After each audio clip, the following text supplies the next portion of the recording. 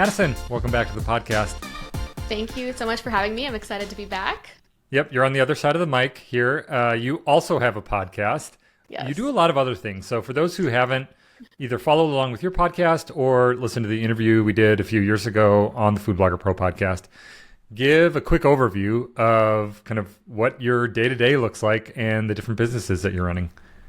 Yeah, for sure. So, and I think this is even probably different than the first conversation that we've had, but basically the short and sweet, my name is Madison Wetherill. I am the founder and CEO over at Grace and Vine Studios. Over there, we focus on branding and website design for food bloggers specifically. And the reason we focus on food bloggers specifically is because I also am a food blogger myself. And that balance of those two businesses has had its phases over the last couple years.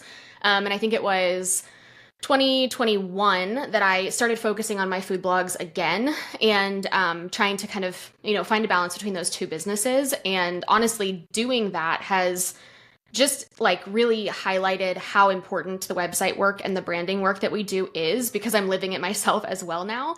And, as food blogging has kind of exploded over the last couple of years, the emphasis on quality website design, personal brand, all of that has really just become more and more important as the space has gotten more saturated, for lack of a better word. So yeah, that's kind of my day-to-day is balancing those two things and kind of living out what we're doing for our clients in my own food blogs as well.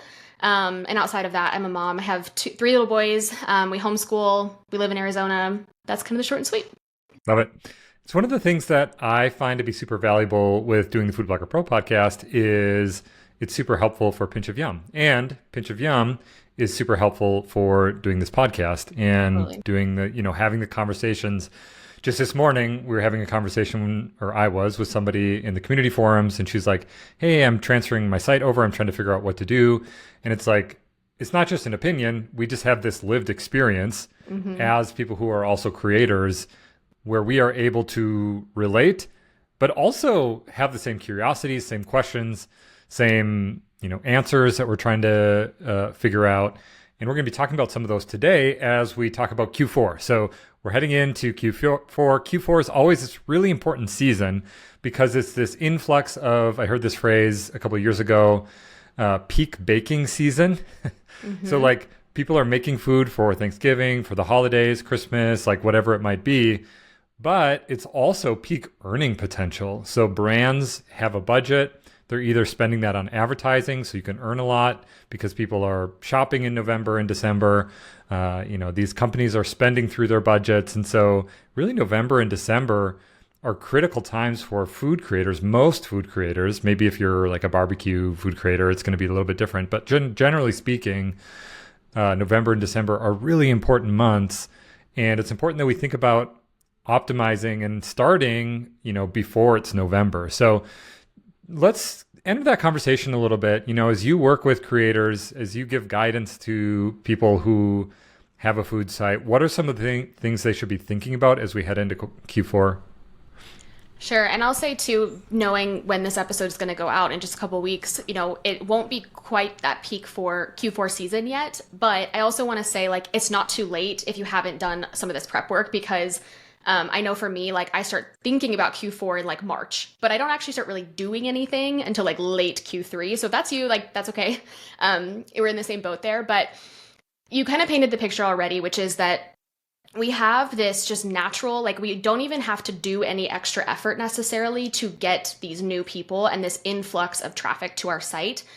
Because of the natural behavior that people already have during this, holiday season. People are looking for more recipes. They're spending more time in their kitchens. And so because of that, we have this opportunity to take that and essentially capitalize on it, but in a, really authentic way to your brand.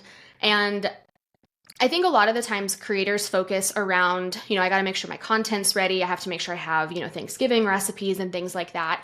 And that is all really important, but something that I see missed a lot of the times is making sure that your website is ready for that and making sure that you are capitalizing on that traffic, not just in the sense that I want to get that one-time page view, that one-time ad earning, but I'm really trying to bring these people into my world and make them become or help them to become a loyal part of my brand. And so there's a lot of elements of that that are often missed because we're focused a lot on like, I got to make sure I have my pumpkin pie recipe ready because that's going to go crazy, or, you know, the specific type of content that we have.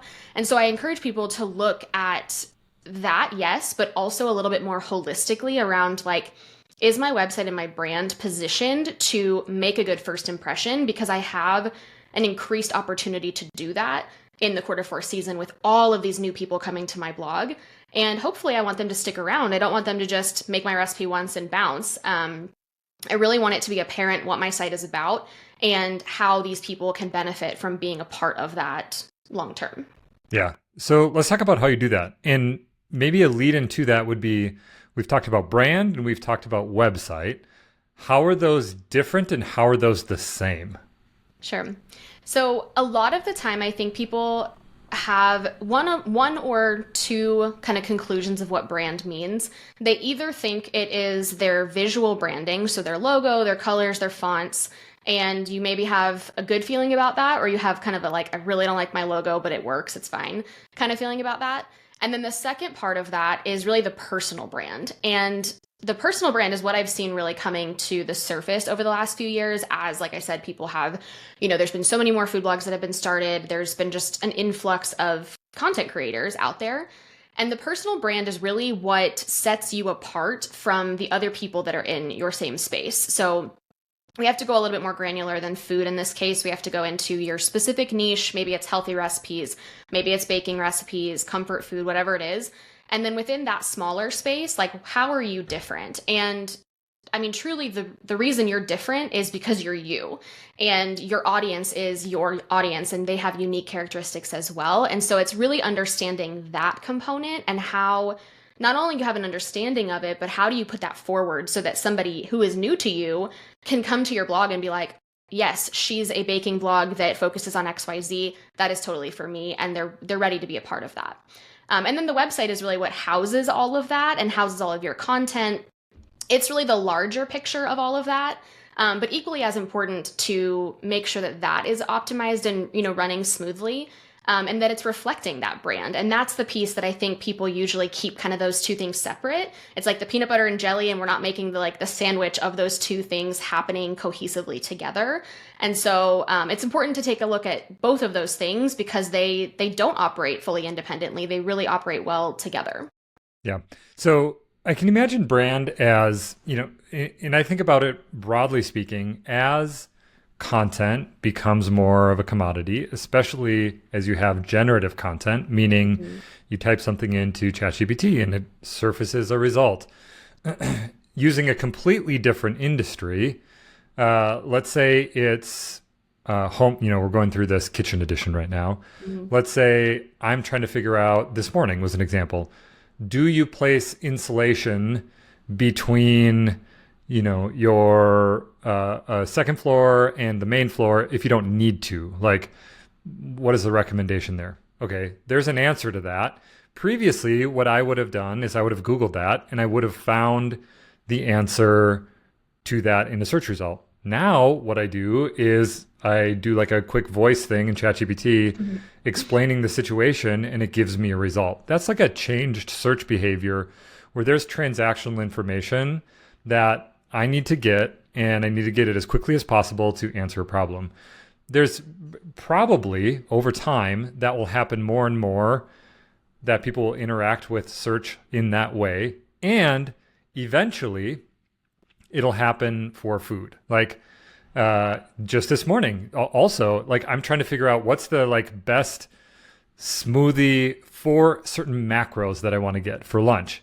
And I had this long back and forth with ChatGPT to get to a point where it's like, okay, I found this optimized. It was like super basic. It's like 5 ingredients, but it has to do with macros. Okay, that's another example of previously I would have maybe searched. It would have been a little bit harder because I'm trying to like search by macros. So we have this like category of transactional information. Also, there are people that who I follow, and I'm interested in their opinion, their insight, their expert take.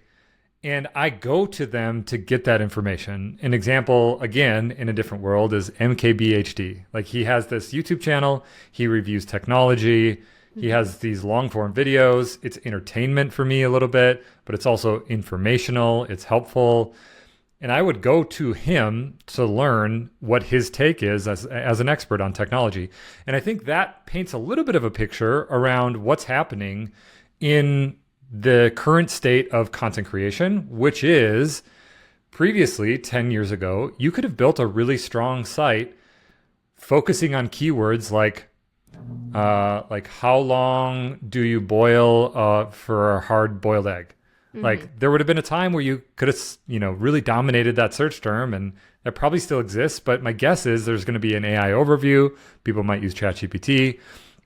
So when we think about brand, is that a little bit of what we're getting at? Is like, as content changes and how we consume content and how we interact with content, the way that we as content creators are going to get attention moving forward is less around transactional and more around, hey, I know you, I like you, I trust you, you are aligned with the things that I need, and I go to you because I need to get the information or want to get the information from you, as opposed to in a transactional way.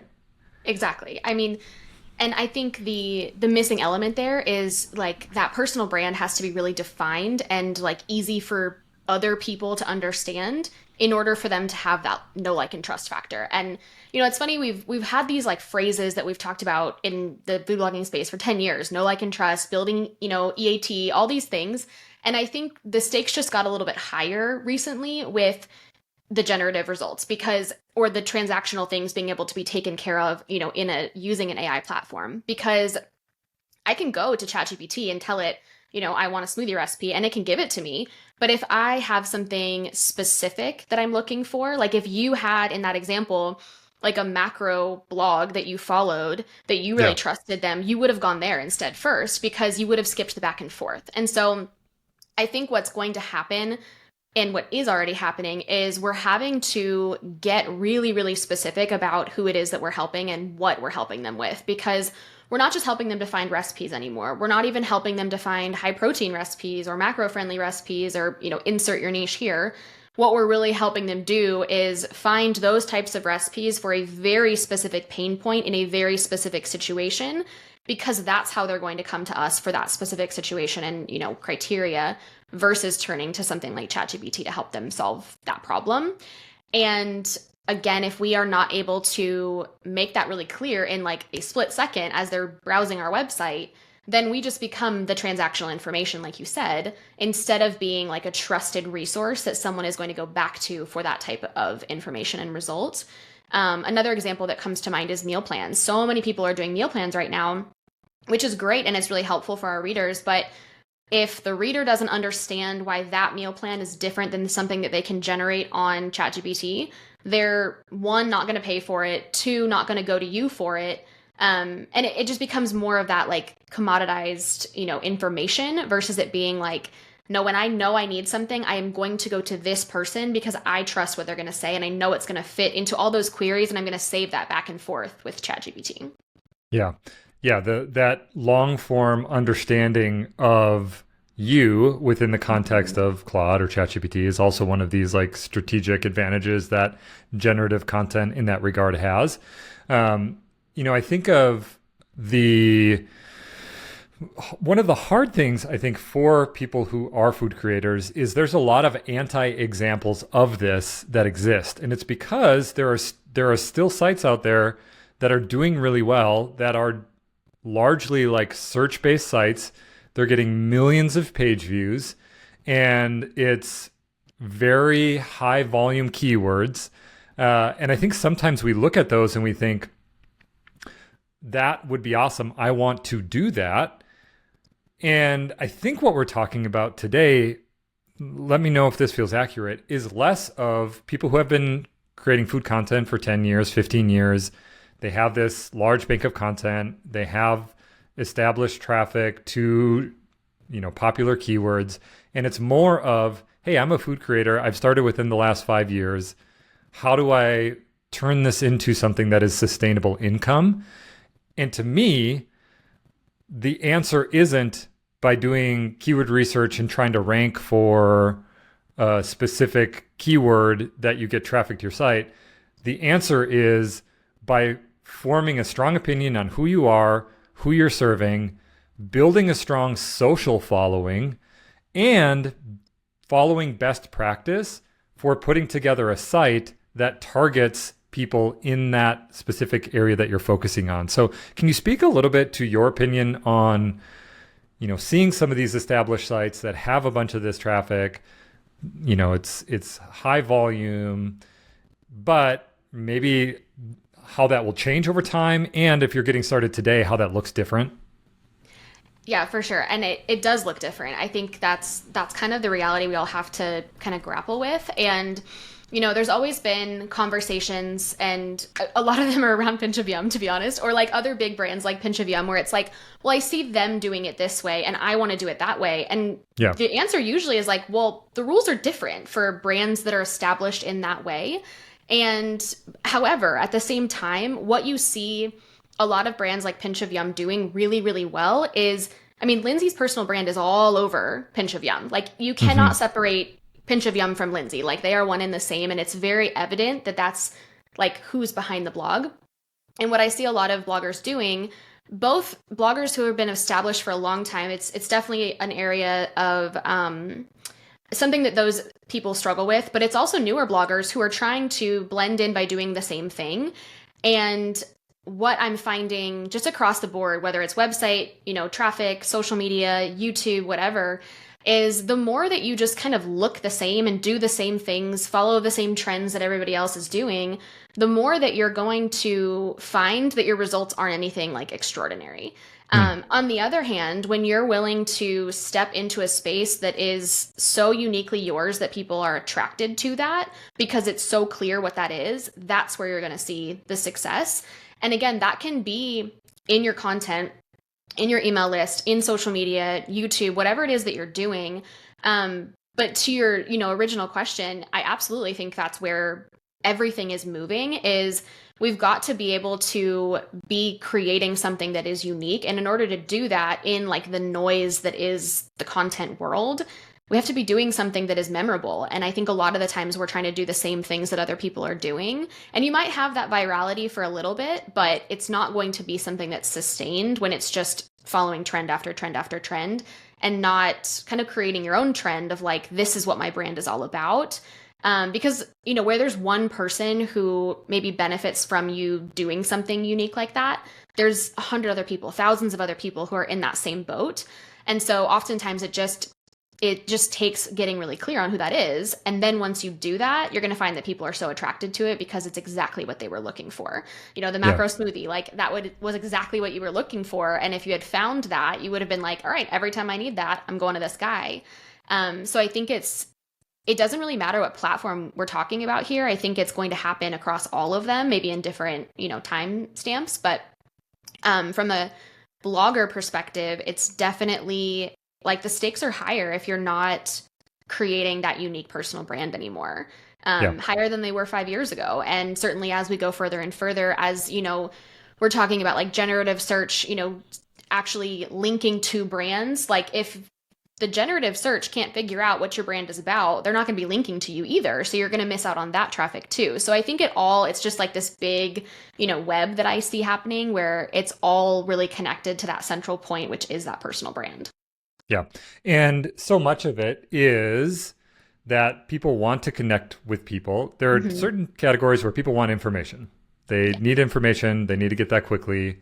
That is solved. Like today, that is solved. Like if somebody needs to figure out how to, how long to boil a hard-boiled egg, like there's low probability that you're going to be able to create a piece of content on your website and that you're going to like be able to build substantial income by building that type of content. Okay, we've put that away.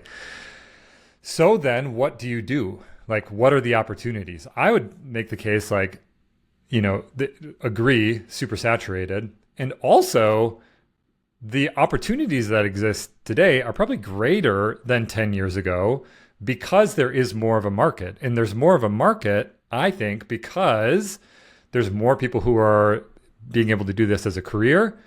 And the reason that is happening is because there's more attention being placed on social platforms. Brands and companies who want some of that attention are allocating some of their marketing dollars to that. And so there's these opportunities. So more saturated, there's more people there. But I also think more opportunities exist as it becomes more of an established market. The question then is, how do you stand out, to which you were talking about, personal brand being one of the most important kind of components of it as the transactional information has been solved. So then how do you do that? Like, what does that actually look like?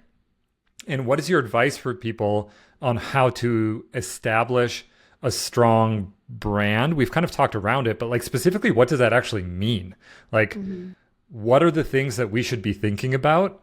And how should we be using intentional kind of guideposts on what we do create based on the decisions we've made about our brand? Sure.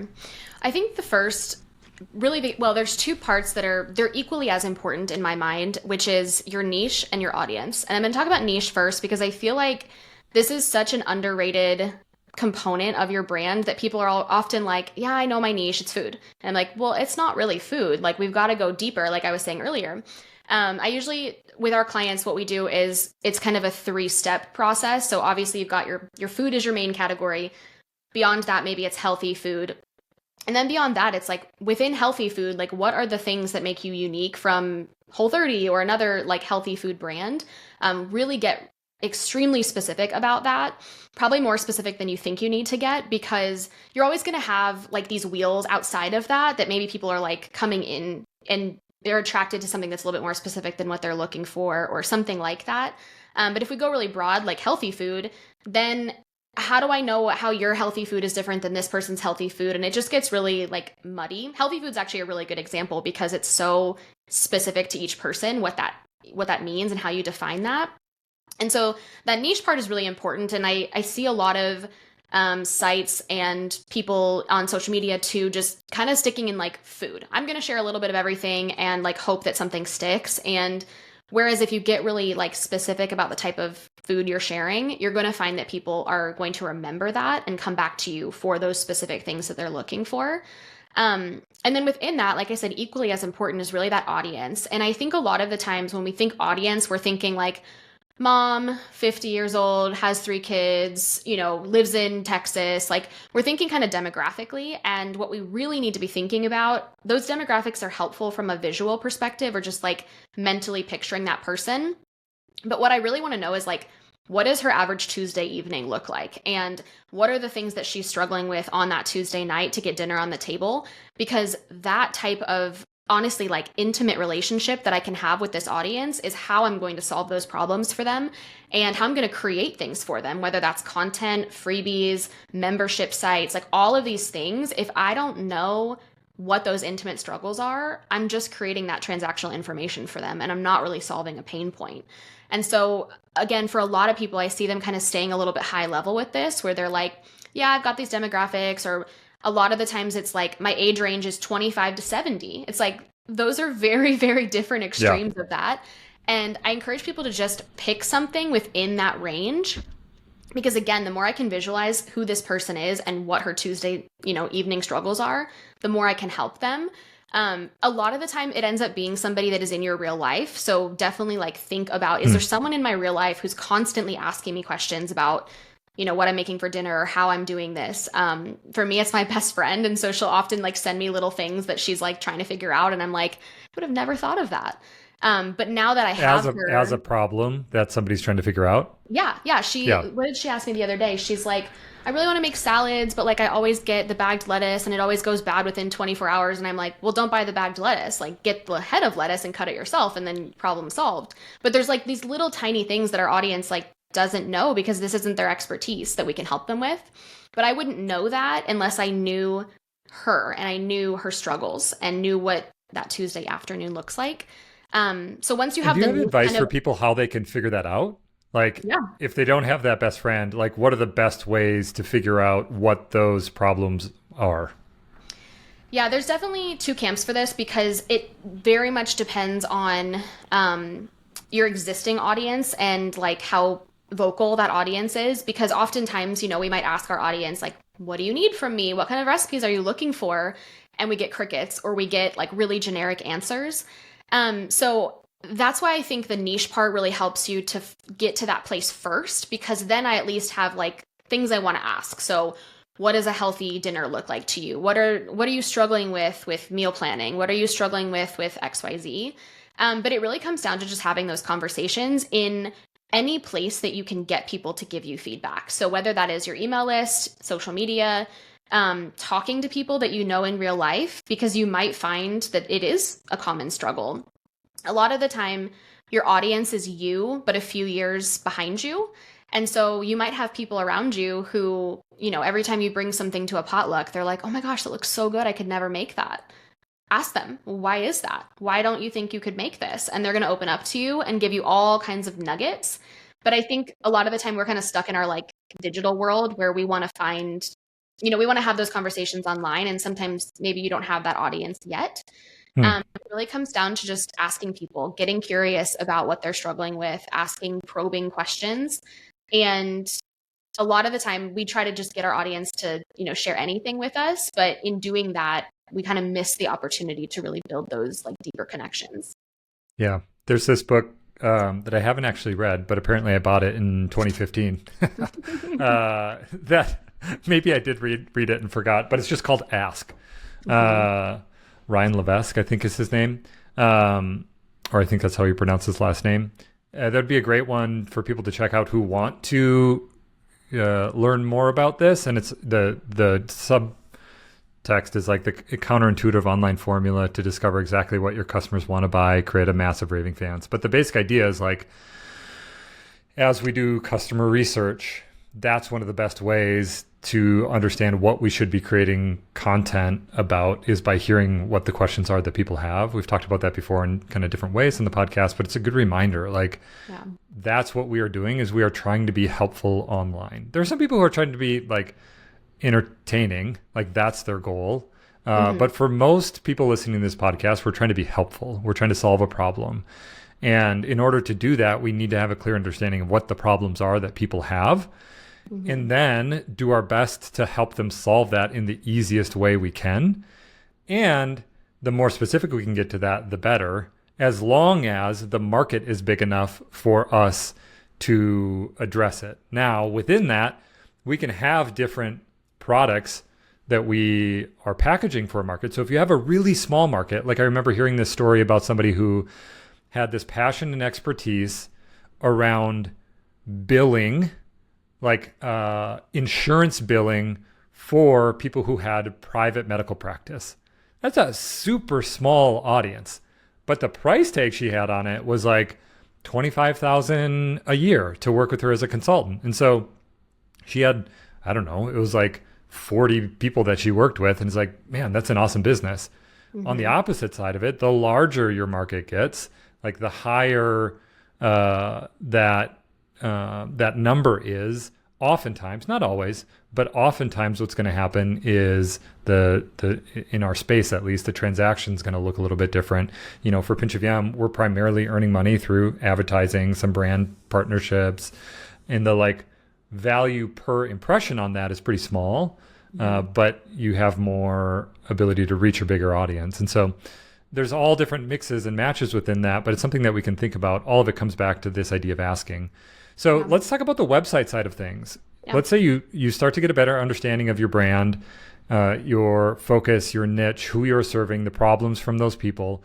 What does it look like then to incorporate that into your website? And to tie it back to what we started about before, as we think about Q4, like when do we start to make those changes and how do we think about that in the context of this important time of the year? Yeah, so I would say on your website, like pretty much every page has an opportunity to like have this personal brand shine. And I actually find that most people focus on it everywhere except for their blog post, which is ironic because the blog post is really our like number one place that people are coming to our site. They're yes, we have a small percentage of people that might come into our homepage who probably already know your personal brand in that case. But on your blog post itself, this is like one of the most underutilized areas that I see people, kind of forgetting to include that personal brand. And I actually just did a like a live audit with a mastermind group a couple weeks ago. I think it was 6 bloggers. And one of the things I did beyond just looking at it from like a, technical optimization perspective is I tried to look and see, like, if I was brand new to your site, which I was brand new to a lot of them, would I know what your blog is about by this one post? And I just had them give me a post so they could pick whatever they wanted. A lot of them picked maybe like a popular post. Some picked like something new so they could kind of know what their like current template was like. And I'll be honest, most of them I couldn't tell. I couldn't really make a good judgment call on what their site was about from that one post. And Probably especially on mobile. yes, even more on mobile. Which is 80% of how people are interacting with our content. Exactly. That's another just like side tip is that a lot of us do a lot of this review type of work and auditing work on desktop, and we forget, or we know, but like we just don't like to use our phones for that, I guess. But yeah, I mean, once you get really clear on like who it is that you help and what you help them with, then it's really important to put that everywhere. Because if we only have one opportunity for people to see what our brand is about, we need to make sure that that's happening on every single page. And it's not that you have to put the exact same thing on every page or be like obnoxious about it. All it takes is a 1 to 2 sentence, little blurb, or doing something like what Lindsay does, where it's like kind of her notes on the recipe. Like within that section, she is sharing her personal brand and you are getting to connect with her in a unique way. So I like to recommend that people have some little blurb or some little, basically like a POV that ties in the recipe to your brand. Like, why is it relevant that you have a creamy mac and cheese recipe on your site? Why does that matter? And why is it not a chocolate cake recipe that makes sense within your brand holistically? And so kind of making sure that you're connecting the dots with that, which I will give a plug for using AI for this. Like once you really determine like what your brand is, this is a really great thing that you can basically put this into like a ChatGPT or a Claude and say like, here's my brand, here's my brand statement, and here's the post I'm writing, and here's 2 little nuggets of like why I want to share this recipe. And it will help you to create like a concise way to share that. For me, I'm usually highlighting something about the recipe being kid friendly or family friendly. Maybe it's like a little specific tip on like encouraging picky eaters to eat this food or something like that, because I want to make sure that I'm constantly like reinforcing that brand messaging into what I'm doing. And that can be, again, it can just be one small paragraph that like sticks out in a specific way on your site. And you just do that on every single post. And then you can enforce the rest of, the brand messaging within the rest of the website. Does that make sense? You're not necessarily even saying that it's the same snippet or paragraph. It's just intentionally thinking, if somebody comes to this post and they're reading through it, is there a way that I can signal to them what I'm about and what's important to me? Exactly. In service of helping them? Like, is that kind of what you're getting at? Exactly. And I think actually not having it be the same is more effective, because if I go to a post and it says, welcome to blah, blah, blah, I share easy recipes for weeknights. It's like, okay, cool. But if instead I'm like, this one pot chicken orzo dish is the thing that saves me every Tuesday night when my kids have soccer practice. Now people are like, oh my gosh, me too. Like I need that recipe that saves you on soccer night, And so I think the specificity there is actually what makes it so valuable, and getting really crystal clear on why that recipe is relevant. And for a lot of us, that can be hard because some of our old recipes maybe aren't relevant anymore. And so when we're going and updating things, it's a little hard to kind of connect those dots. But especially for people, because I do see this quite often, where maybe you have like a niche, like weeknight dinner recipes, and then every once in a while you throw in like a dessert or a breakfast or something else that's kind of outside of that. It's really important then to connect those, because if someone comes to your site that's called something dinner recipes and it's a French toast casserole, they're going to be a little confused, or they're just not going to like quite think this is your expertise. But if I can explain it and I can connect those dots and maybe say something like, usually around here I share weeknight dinners that help blah, blah, blah. But, tonight we're sharing breakfast casserole because of X. It's that like quick little snippet that just connects those dots and helps people understand. I think it's what is going to help people in the future make those brand connections and have those trusted resources to go back to, because you made it really clear to them, like why it's relevant to them. Yeah, it's. I think about different, like a podcast that I listen to that do this well. I think speakers who do this well, where it's this reminder of here's my story, here's what I'm about, like, and it's not necessarily, to your point, the same phrase, but it's.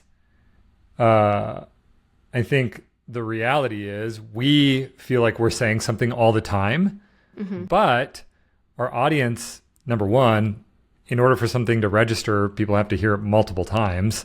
I think there's all these different 7, 13 times, whatever it is.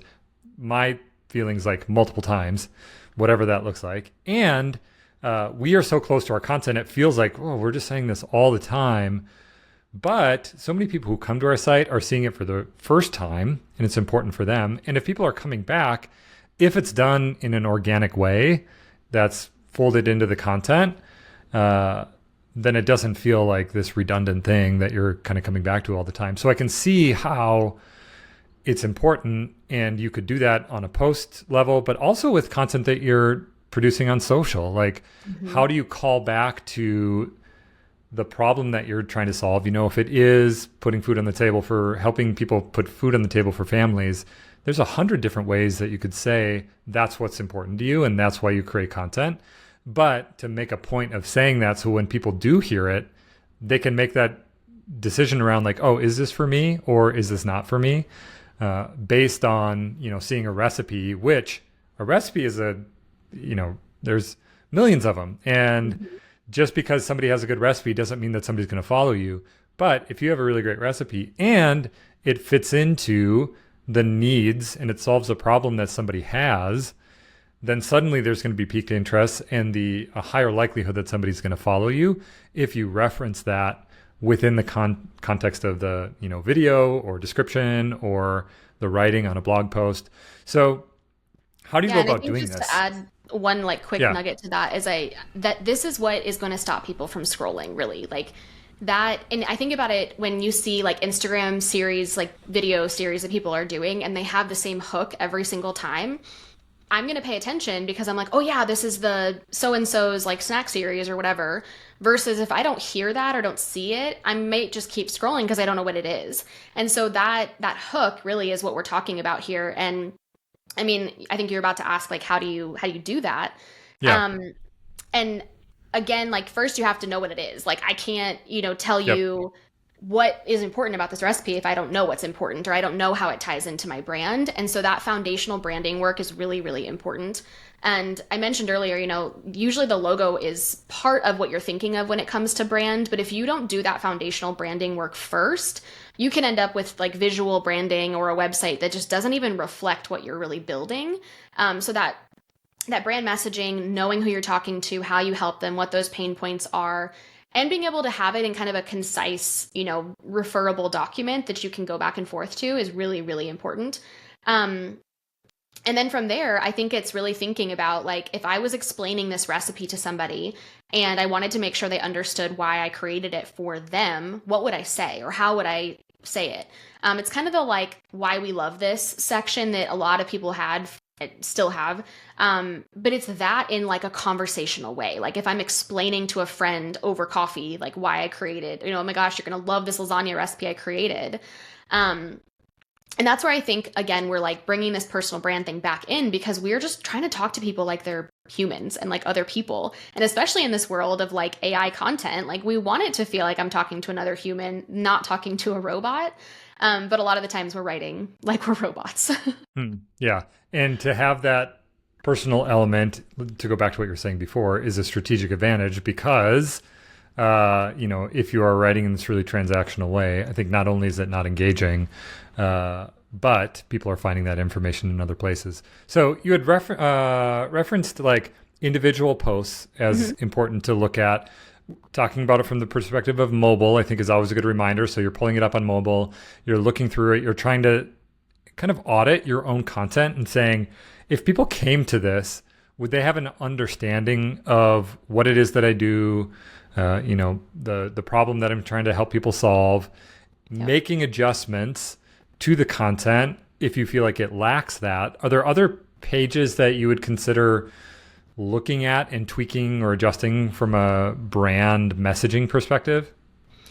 I think the other two that kind of stick out the most, they're all important pages, but it comes down to your homepage and your about page, because I think those are the pages that people are going to when they're curious about, like, what is this place that I'm on?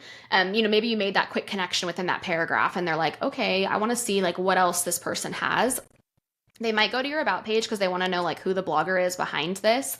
So that's a really great place to really weave in that brand messaging and get a little bit deeper too of like, this is why, this is the story behind it.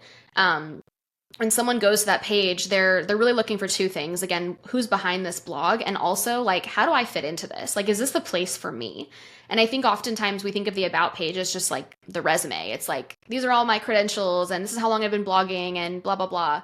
But it's really the place to be able to say like, this is what this space that I've created is, and allowing people to be like, yes, this is exactly what I'm looking for. Like, thank you so much for creating this type of thing. So that's huge. It's a page that bloggers do not like to work on. Because I think they don't want to talk about themselves. But if you really shift your perspective to like, it's an about us page in terms of like about my community that I'm building, about, this blog that I'm building for people, that might help you to feel a little bit better about maybe being like braggy about, what you do and how you help people. And in a similar vein, the homepage does a similar thing as well. The homepage does it in more of a content way, because your homepage should be built in a way where people can easily understand like what the content is. What are the main categories of recipes that you create? A little bit of that brand messaging too, like what about your niche is unique to you. I want to be able to see that really clearly on the homepage, and your categories should also reinforce that.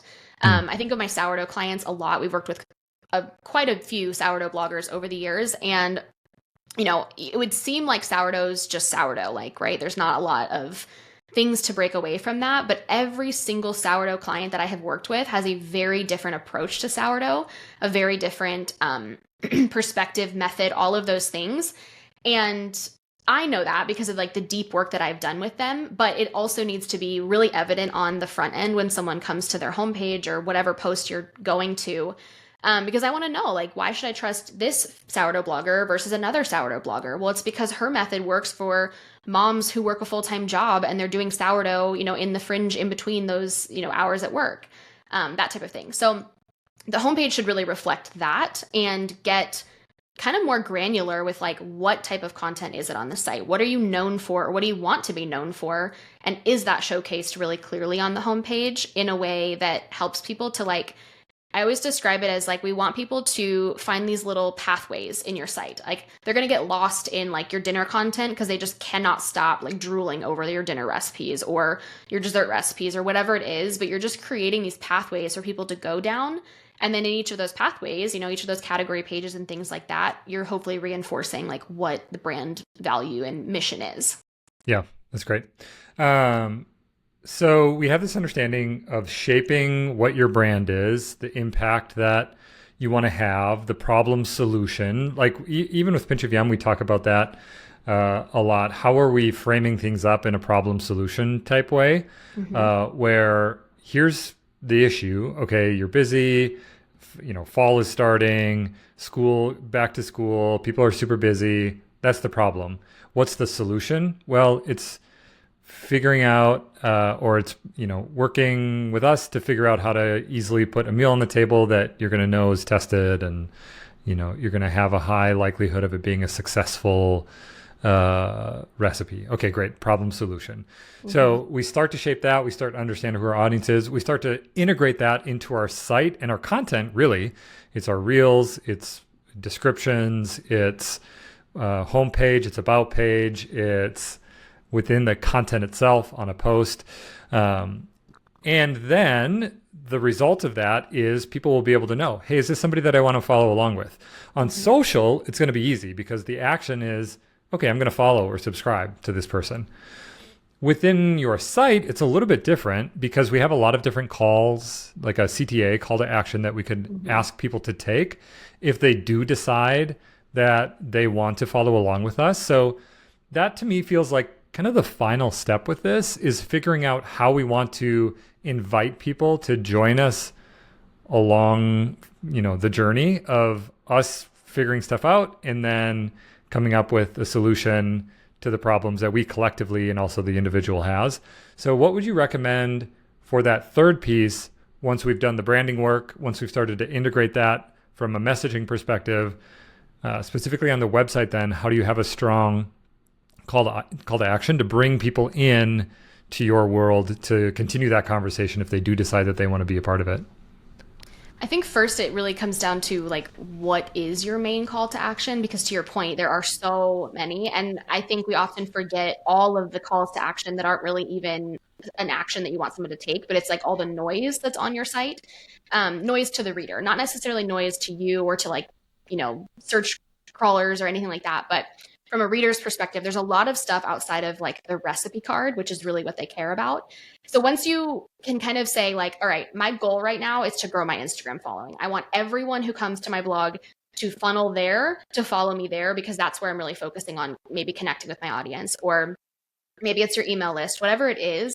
And then it's really just, I think, weaving that branding into what you're asking people to do. A lot of the times it's like, leave a comment or leave a rating or follow me on Instagram. But if instead I said, hey, did you know over on Instagram, every Monday I share how I'm meal planning for my week and blah, blah, blah, blah, blah. Like whatever that thing is, go connect with me over there. You've now made that connection and you've pushed them over to a place where they're going to, naturally see your content becoming up the more that they engage with you.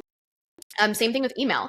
If you were able to clearly describe like what the value is for somebody over there, or it could be in, a freebie or something like that. But I think as a lot of people move more towards these like personal style newsletters on Substack and things like that, like you have to make that, personal reason that someone should take their time to go and follow you there. When you're able to do that, again, you're just inviting people to come along for the journey that you've already proved to them is something that they struggle with, something that you can help them with, that type of thing. And from a logistics perspective, putting that like really as close to your recipe card as you can is a really beneficial way to just see that convert more. We see that really the top like fold of the rest of the post and then close to the recipe card are really the places where you're going to grab people the most. If you bury it in the middle of your blog post, it's going to be buried and people probably won't see it. But if instead you kind of put it in those like higher trafficked areas, you'll see that will definitely convert better. But yeah, I think whichever one it is, don't be generic about it. Be really specific about like what is the value of someone taking that action, because we're really, people's attention is going in a million different directions all of the time. And we have to basically prove that it's worth their attention to come and do this thing, especially when we're asking them to like leave one platform to another. We see that with Instagram and trying to get people to leave Instagram or Pinterest or wherever to go to your website. There's friction there, right? And so we want to take away as much of that friction by just really showcasing like this is worth your time and you're going to get so much value by being here. So you should go do this thing. Yeah, that's awesome. Anything else that you feel like would be important to talk about? I know that you do a ton of this work. You've seen a lot of case studies of people who have been really successful with their site. Anything else that you'd point out for people to be aware of, whether generally or as we head into Q4, that they can be optimizing or improving? Just kind of a open-ended question to see if there's anything else that you feel like would be important for us to talk about. I think what I said earlier, which is just that the stakes are higher now. And I don't say that to be doom and gloom or like super negative or anything like that. I'm not a negative person at all. But I think if you want to see your blog be successful and continue to grow, and you have felt a little bit like shaky in all of the changes that have happened in the last couple of years with AI, with core updates, with Pinterest changes, all the things, this is the one thing that you can control and the one thing that you really can take hold of and like put forth. And that's your personal brand. And I know a lot of bloggers really fear this. They don't want to get on camera. They don't want to put maybe even like an updated photo of themselves on their website and all of those types of things. And I would just really encourage you to kind of double down on whatever it is that you can do within this personal brand world that we're talking about. Stay in your comfort zone a little bit, but just know that the more you double down on what's working and the more that you can double down on that like human connection, the more that you're going to be able to create things that don't necessarily weather because of all of the changes in the industry. Like, this is really the thing that we have control over, what our personal brand is, how we connect with our audience, and how, we help them. And so focusing on this is definitely not something that maybe feels as shiny as like going viral on TikTok or something like that. But it is the foundational work that is going to make your brand sustainable for the years and years to come. And I've had so many clients that have come to us recently and said, like, I've been needing to work on this. I've been needing to redesign my website for years, but I've just been putting it off because I was busy with whatever, SEO content, Pinterest, anything. And I know that it's time because I know this is what my brand needs to be able to take it to the next level. That take it to the next level phrase is something I've heard over and over and over again from clients. And I think it has so many intangible things too, that when you work on this, your confidence increases, your ability to connect with people authentically increases, on top of all of the other like monetary things that can come from it too. So I just say that to encourage people that, like, yes, Q4 is busy and you have a lot on your plate, but don't neglect the thing that like is going to make that lasting connection with people, because it could be the thing that like really changes your business. So yeah. That's great. The Grace and Vine Studios tagline, websites designed for bloggers that stand out from the crowd, conversation that we had today. If people are interested in connecting with you, Madison, working with you and your team, what's the best way to do that? I know that you also have some resources that people could check out as well. Yes, for sure. So yeah, the website is graceandvinestudios.com. There's a services tab there that kind of shows the different ways that we work with clients. We have branding packages if you kind of want to focus on the brand messaging, brand, visuals. Then we also have all the way up to like our web design packages, which we have semi-custom and custom web design packages to kind of meet you wherever you're at. Apart from that, I have my podcast, the Vine Podcast, which Bjork was just on a couple weeks ago, I think. So that's a great place to kind of dig in and just get some, handy resources around these topics as well. And then we're also going to share a kind of like a mini branding and website audit that's specifically designed for Q4, knowing, you're limited on time. We want to kind of make like, what are the easiest things we can do that are going to make the highest impact? So I'll have that for you guys at graceandvinestudios.com/foodbloggerpro. It's a lot of words, but I'm sure it'll be in the show notes as well. So that's a great place to start if you just kind of want like a checklist of like, what do I do to make sure that things are like ironed out for Q4, while still being able to focus on your content and making those connections with your audience as well. Cool. Madison, thanks so much for coming on. Really appreciate it. Thanks for having me again.